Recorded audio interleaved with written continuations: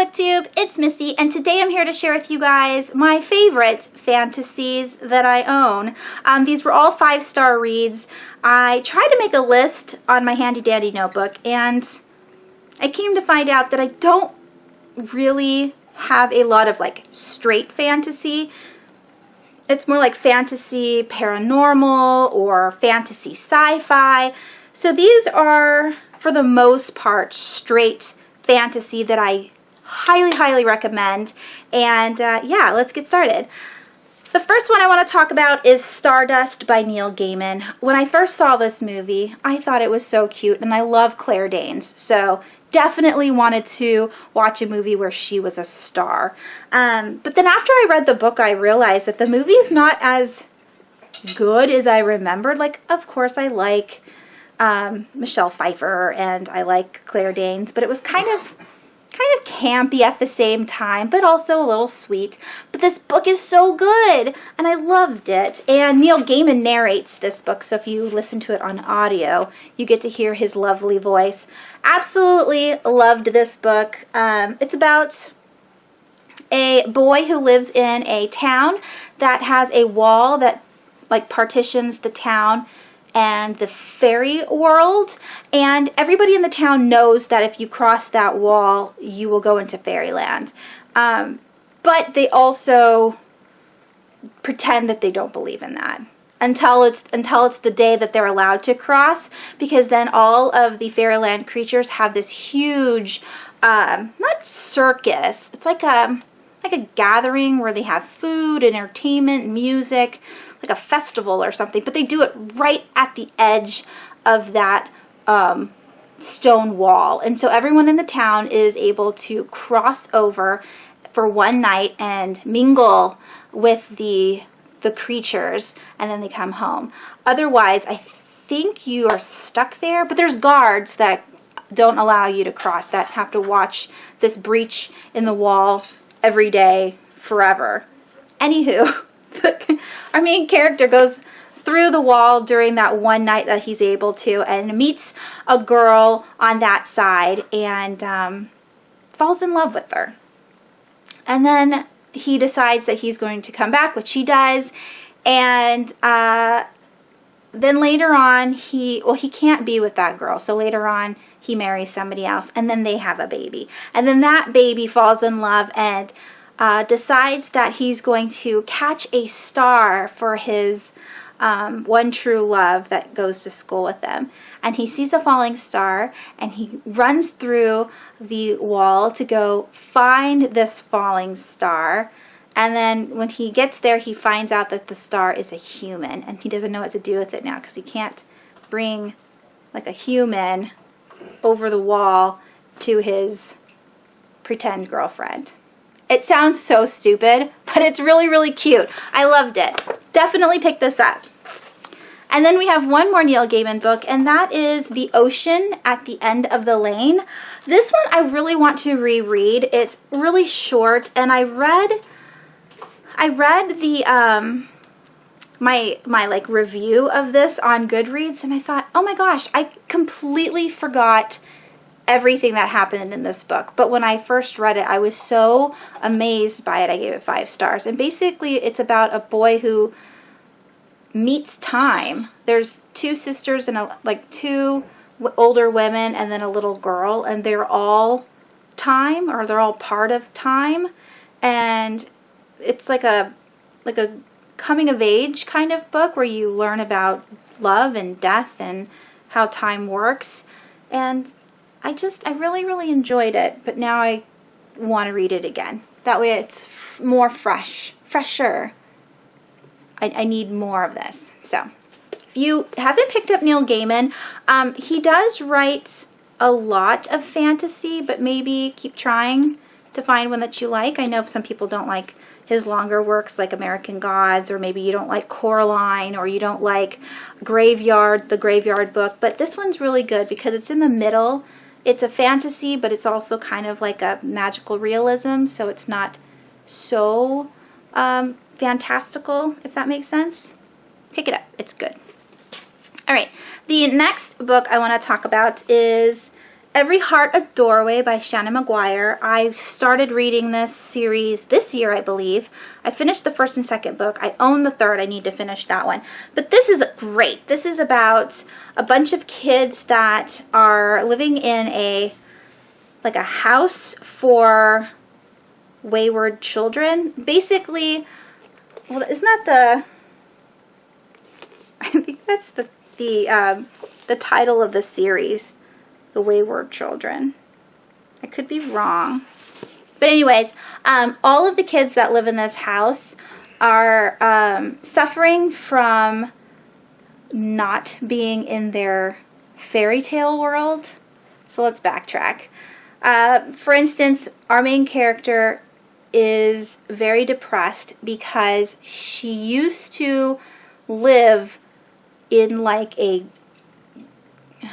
death, like not a graveyard, but it was kind of like her master was death itself, kind of like like the Grim Reaper or something. But she enjoyed being still and not breathing, and all of the women down there were beautiful and dark, and everything just was magical in her eyes. Everyone has their own little fairyland that they like to go to.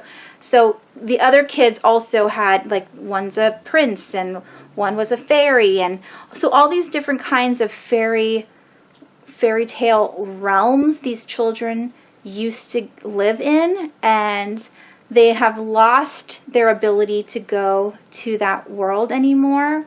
It's kind of like they were invited in and they walked through this door, and then they lost it by either not believing it anymore or not following the rules of the fairy world. And so they've all been kicked out, and now they're suffering from like withdrawal, like they want to go back to their fantasy world and they can't. So that's what this is about. It's very, very short, super fast read. Absolutely loved it. Next I have The Drawing of the Three. This is the Dark Tower book 2 from Stephen King.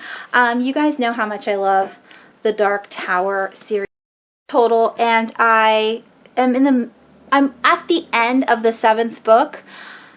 I haven't picked it up in about 5 months because I just don't want it to end. Like, one of the main characters had something bad happen to him, and so it's like I can feel that the quartet is slowly breaking, and I don't want them to get to the tower yet, so I'm just not picking up the 7th book. But if you like, this is mostly fantasy, but it also has a little bit of sci-fi because there's time travel in it.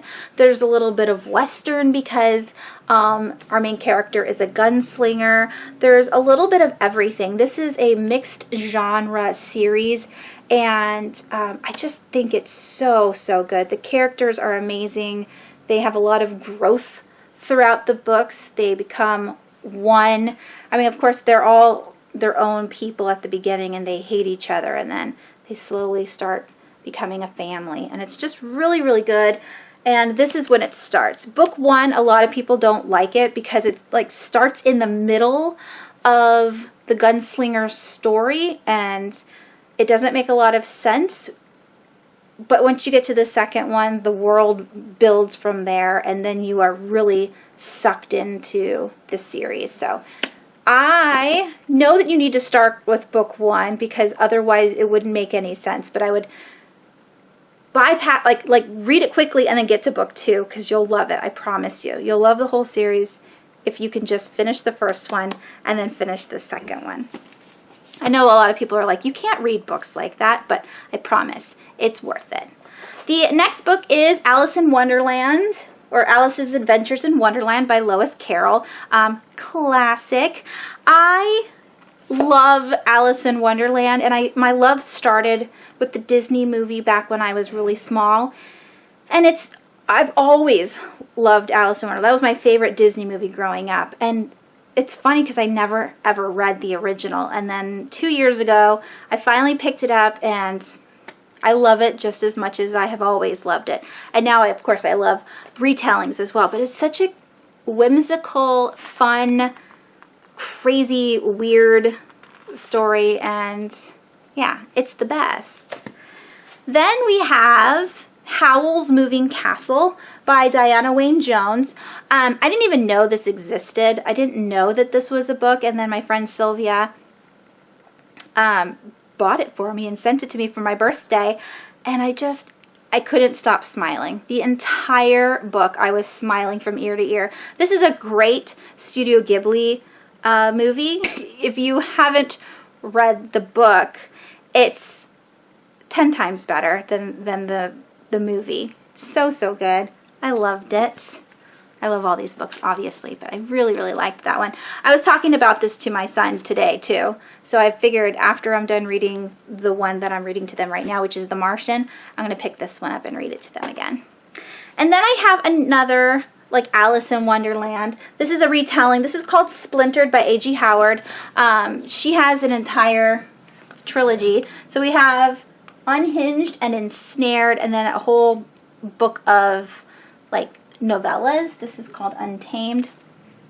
If you despise love triangles, you might not like these books, but this love triangle is the best love triangle I've ever read. This and The Infernal Devices have the best love triangle, and I normally don't like romance, but it's such a good romance. And this Alice in Wonderland retelling is the best. Great, great fantasy if you like retellings, Alice in Wonderland, or YA romance with a fantastical twist to it. Next we have another romance which is not like me, but this one is so sweet. This is Night of Cake and Puppets by Laini Taylor. I did read The Daughter of Smoke and Bones, the entire trilogy. Is it called The Daughter of Smoke and Bones trilogy? Anyways, I read the entire trilogy. This right here is about Susanna and Mick, and they are two side characters in the Daughter of Smoke and Bones series. This is how they fell in love, and I can't even. It's just so cute. And I've talked about pretty books before in the past. I mean, look at this cover, okay? So cute. Mick plays the violin, and Susanna is she's a dancer, I thought, because I know she likes to do the ballets and everything. But here is the book itself. So we have pink for her, blue for him. Oh my gosh. And then if that isn't, interesting you enough, then we have the inside flap there. And there's also illustrations in the inside as well. She does puppets. Anyways, this is their first date. This whole little novella is their date, and it's just so magical, and it's so cute, and I could read this every single day. Maybe that'll be my new, Valentine's read. It's so good. All right, and then I have two more fantasies, which are very, very popular that everyone should know about. We have The Magicians by Lev Grossman. Tons of people consider this to be the adult Harry Potter. I don't believe that is the case at all. It is about a magician, but it has nothing to do with Harry Potter, or it's not even similar to Harry Potter. Our main character is Quentin Coldwater, and he is emo. He is so depressed because he loves this magical fantasy story about kids, and it reminds me of Narnia. So he fell in love with these books when he was small, continued reading them when he was in high school, and then now he's going to college, and he just cannot put these books down. He just wants to be in this world, and he's depressed because he can't visit this world or live there. And then he knows he needs to be an adult and go to college and get a real job, but he doesn't want to do that. And he walks to his interview for college, and when he gets there, the professor that he's supposed to have an interview with is actually dead, and he's all confused, and he gets this packet from one of the paramedics saying, oh, by the way, this envelope was sitting next to the professor. Your name is on it. So he opens it up, and a piece of paper flies out of it, and he's chasing down this piece of paper through these alleyways, and when he walks through the bushes, he finds himself on a green landscape with a giant building in front of him, and he's thinking, wait, it was raining and cold in the alleyway, and now it's sunny, and there's this giant grass field and this building. Where am I? And he walks up there, and he finds out that he is at a college for magicians, and that he himself is a magician, and he is floored. He doesn't think that this is possible. There's no way. How could he be a magician? And it goes from there. It's so good. All the characters are full of flaws, and Quentin never ever gets over this like depressed state. Even though he's like really good at magic, he's still like not, he doesn't feel fulfilled. All he still wants to do is get to this place that is kind of like Narnia. I used to know what the stupid place was called. Why am I forgetting? Fillory. Holy crap. I'm looking all over, but it has a map of Fillory. Duh. Okay, so he wants to get to Fillory so bad. And yeah, if you haven't seen the TV show of this, I highly recommend as well. The TV show is amazing.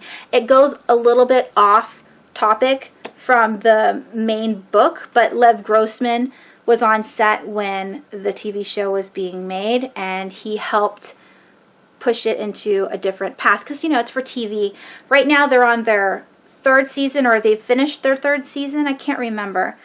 I watched all of season 2, and then I haven't even watched any of season 3 yet because I want to buy the Blu-ray and watch it. But I didn't want to get too far ahead in the storyline because I still haven't read the sequel. So maybe 2019, maybe in January, I'll pick up book 2. I've read this twice now and just absolutely loved it. And the very last book I have is The Night Circus by Erin Morgenstern. I know this is on a lot of people's favorites list. It definitely was for me. I think in 2015 this was my favorite book. It's just so good. And I listened to Jim Dale narrate this book, and he narrates all of the Harry Potter books, and it was just brilliant.